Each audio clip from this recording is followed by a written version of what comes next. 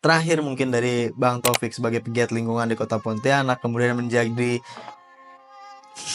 bagaimana penjaga depan dari hutan Kalimantan, gimana narasinya untuk teman-teman pemuda nggak hanya berfokus di Kalimantan, tapi di seluruh Indonesia terkait narasi paru-paru dunia Jadi di Borneo. kalau kita bicara soal krisis iklim, kita bicara soal krisis lingkungan, Ya. dan kita bicara soal kelas atas, menengah, dan bawah, yang dimana kita menemukan banyak gap, dan pada akhirnya kita bicara soal ketimpangan struktural yang membuat warga kota tidak bisa berdiri di titik start, begitu Bang. Ya.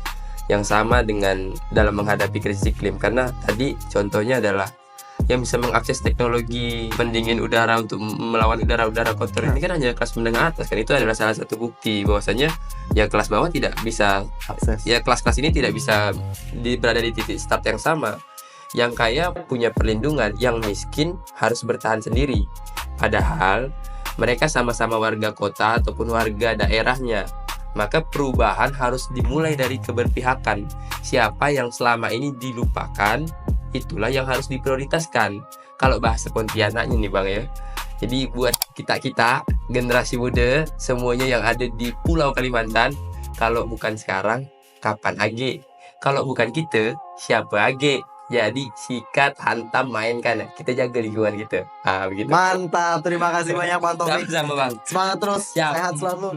Itu dia Sobat Hijau, luar biasa bicara soal gerakan pemuda di Kota Pontianak oleh Bang Taufik Sirajudin melalui Pena Borneo.